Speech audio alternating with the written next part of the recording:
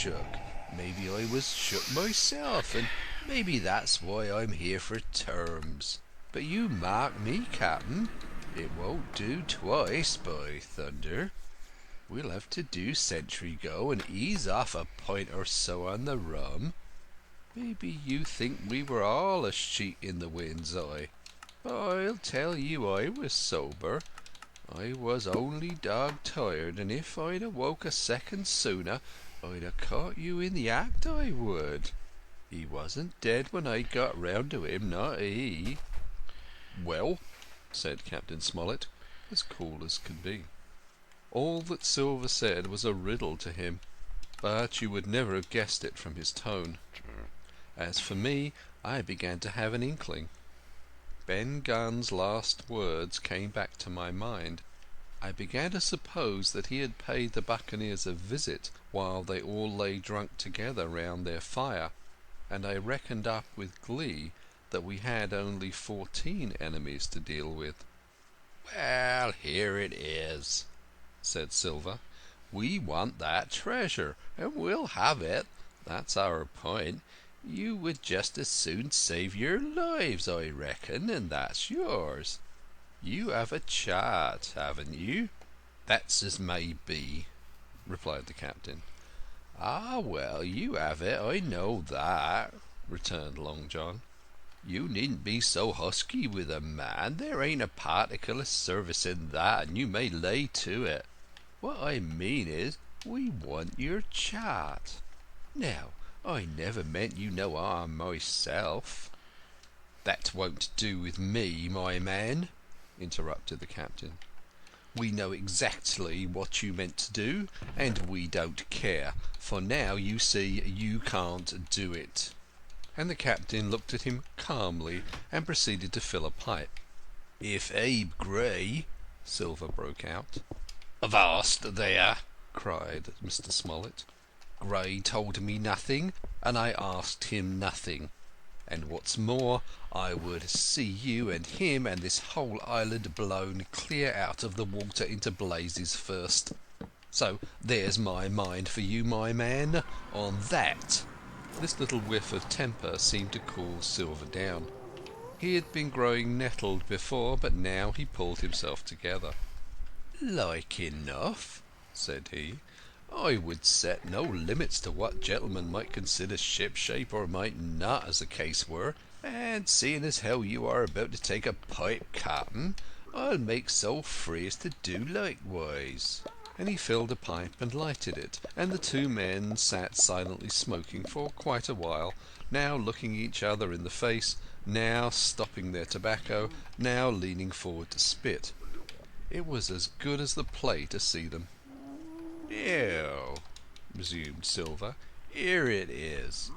You give us the chart to get the treasure by, and drop shooting poor seamen and stoving of their heads in while asleep. You do that, and we'll offer you a choice. Either you come aboard along of us, once the treasure's shipped, and then I'll give you my affidavy upon my word of honour to clap you somewhere safe ashore. Or if that ain't to your fancy, some of my hands being rough and having old scores on account of hazing, then you can stay here, you can. We'll divide stores with you, man for man, and I'll give my affidavy as before to speak the first ship I sight and send 'em here to pick you up. Now you'll own that's talking.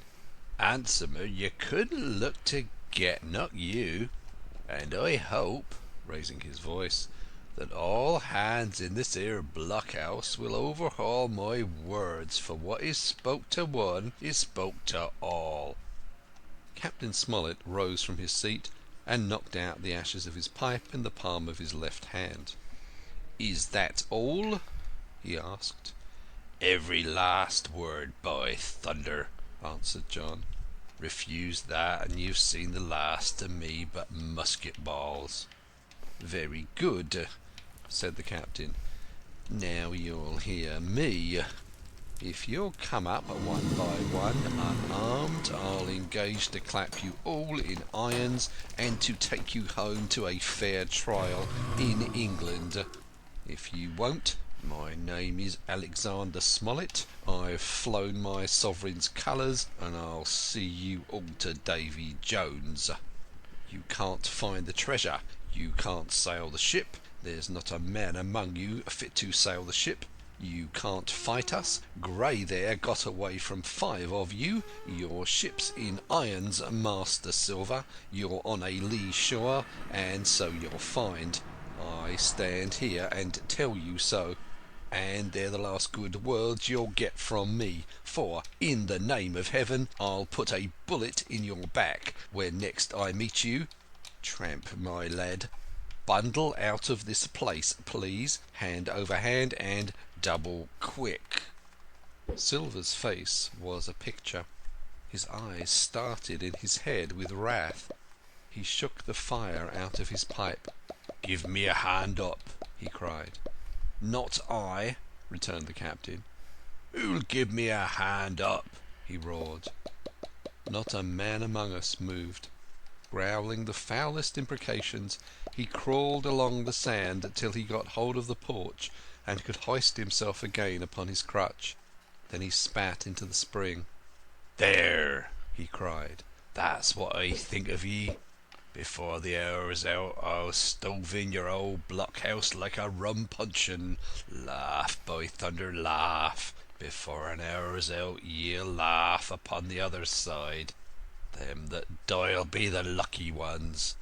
And with a dreadful oath he stumbled off, ploughed down the sand, and was helped across the stockade after 4 or 5 failures by the man with the flag of truce, and disappeared in an instant afterward among the trees.